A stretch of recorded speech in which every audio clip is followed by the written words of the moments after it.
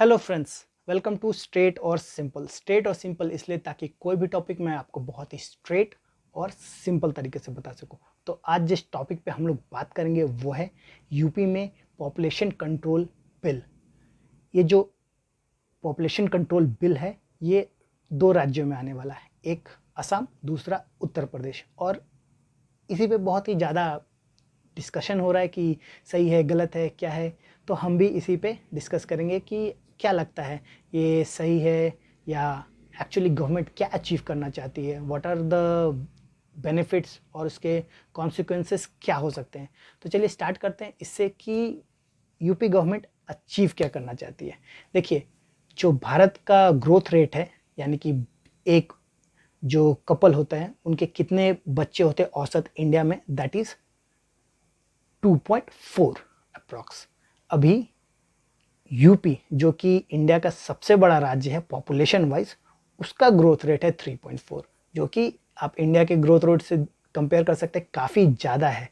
तो इससे प्रॉब्लम क्या है, वही जो पॉपुलेशन एक्सप्लोजन या फिर हाई ग्रोथ ऑफ पॉपुलेशन से होता है रिसोर्सेज की कमी। जब लोग ज़्यादा खोजने वाले होते हैं तो चीज़ों का जो भाव होता है वो बढ़ जाता है। आप बहुत ही कंपटीशन बढ़ जाता है बेसिकली, और हर चीज़ केओटिक होने लगती है। आप इंफ्रास्ट्रक्चर देख लीजिए, स्टडी, हॉस्पिटल, हर जगह आपको एक बर्डन, एक प्रेशर महसूस होने लगता है कि आपको अपने पॉपुलेशन जो है आपकी, उसको आप एक better environment, better infrastructure, better living of standard कैसे प्रोवाइड कर सकते हैं। तो ये है इशू ज़्यादा पॉपुलेशन होने का। तो गवर्नमेंट ऑफ यूपी क्या चाहती है? गवर्नमेंट ऑफ यूपी ये चाह रही है कि जो पॉपुलेशन का ग्रोथ है उसको हम लोग इंडिया का जो ग्रोथ है एवरेज, एटलीस्ट उस पे ले जाए। इनका टारगेट है इसको करने का 2030। ये 30 साल में, 10 साल में बेसिकली इसको अचीव करना चाहते हैं। तो कैसे अचीव करना चाहते हैं? Since we are in a democracy, तो डेमोक्रेटिक वे ही हो सकता है, फोर्सफुली आप इस चीज़ को नहीं कर सकते हैं। तो इन्होंने क्या किया है कि ये लोग ला रहे हैं इंसेंटिव देने का तरीका, कि अगर आपने फैमिली प्लानिंग की है तो आपको बहुत ही अच्छा इंसेंटिव मिल सकता है, और अगर नहीं की है तो ये जो इंसेंटिव्स मिल रहे हैं ये तो नहीं मिलेंगे, प्लस आप पे एक्स्ट्रा बर्डन डाला जाएगा, आपके ज़िंदगी की तरक्की में भी रुकावटें डाली जा सकती हैं। तो क्या पॉलिसी ला रही है यूपी गवर्नमेंट? देखिए, जो बेनिफिट होगा कम अपने परिवार को लिमिट रखने का, 2 बच्चों से नीचे, वो होगा कि आपको गवर्नमेंट जॉब्स में इंसेंटिव मिलेगी, एजुकेशन में, हेल्थ में आपको इंसेंटिव्स मिलेगा, आपको राशन में इंसेंटिव्स मिलेगी, आपको जो गवर्नमेंट जॉब अगर आप कर रहे हो तो उसमें जो प्रमोशंस होता है उसमें आपको इंकरेजमेंट मिलेगा। फिर आपको जो गवर्नमेंट के अलग अलग सर्विसेज है, एजुकेशंस है, उसमें आपको मिलेगा। पर अगर आप इस ग्रुप में नहीं आते, देन आपके लिए मुश्किल खड़ी करेगी गवर्नमेंट। कैसे? अगर आप जॉब में हैं, गवर्नमेंट जॉब में है, तो आपको प्रमोशंस में आपको वरीयता नहीं मिलेगी। दूसरा, आप अगर आपके 2 से ज़्यादा बच्चे हैं तो आप गवर्नमेंट जॉब्स के लिए अप्लाई नहीं कर पाओगे।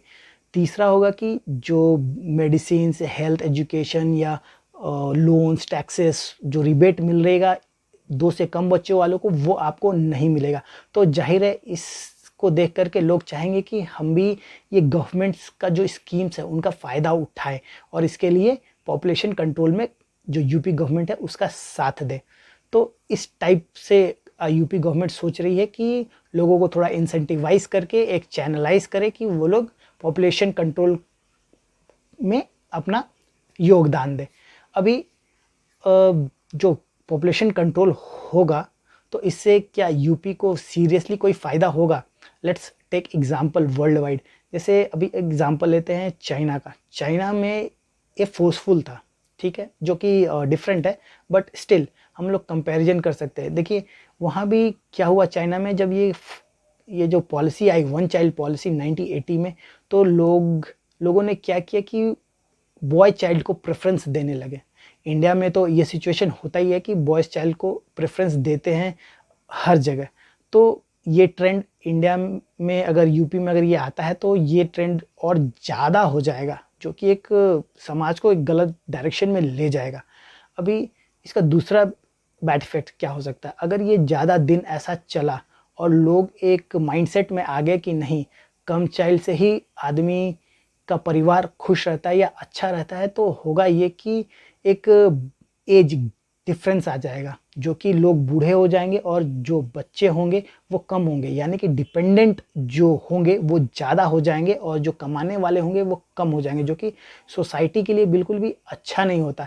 इसका एक और एग्जांपल है जापान। यहाँ भी ऐसा ही हो रहा है। यहाँ भी जो पॉपुलेशन है वो, जो कि अब वर्किंग नहीं है, वो वर्किंग क्लास को पार करके वो सीनियर सिटीजन हो जाएगी। तो large population of Japan over 60 है और बहुत कम लोग हैं जो कि आपको वर्किंग एज में है, यानी कि जो 20-25 के ग्रुप में होते हैं वो बहुत ही कम है। इसका एक बहुत ही नेगेटिव इफेक्ट पड़ रहा है जापान पे। तो यूपी गवर्नमेंट वो नहीं चाहती है, उन्होंने एक टारगेट रखा हुआ है कि 2030 तक हम जो पॉपुलेशन को डिक्रीज कर पाए, तो उस समय तक ही ये जो बिल है इसको लेगा, बाद में ये लोग इसको बदल देंगे। तो इस तरह से वो लोग उस डायरेक्शन में नहीं जाना चाहते, जो कि चाइना और जापान ऑलरेडी जा चुके हैं। बट यूपी में पॉपुलेशन को कंट्रोल करके भारत के जो ग्रोथ है उस पर लाना एक करेक्ट मूव होगा।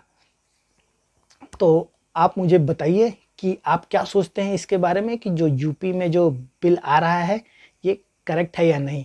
पर इससे पहले और मैं आपको एक फैक्ट बताता हूँ कि ये जो बिल है पॉपुलेशन कंट्रोल का, इट्स नॉट फर्स्ट टाइम कि किसी स्टेट ऐसा बिल लाई हो। इससे पहले भी इस टाइप का bill, not exactly like this, but इस टाइप का बिल आ चुका है। आपको राजस्थान में, महाराष्ट्र में, एमपी में, उड़ीसा में, उसमें था कि जो पंचायत के जो चुनाव होते हैं या फिर जो म्यूनसिपल चुनाव होते हैं, परिषद के चुनाव होते हैं, उनमें जो कैंडिडेट है अगर उनके 2 से ज़्यादा बच्चे हैं तो वो खड़े नहीं हो सकते।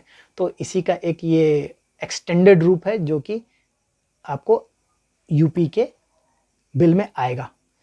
तो होपफुली ये आपको जानकारी सही लगी होगी और मैं जानना चाहूँगा कि आप इसके बारे में क्या सोचते हैं। क्या बर्थ रेट, फर्टिलिटी रेट को कंट्रोल करना एक्सटर्नली, यानी कि इंसेंटिवाइज करके या पनिश करके, ये सही तरीका है, या आपको लगता है कि ये सही तरीका नहीं है?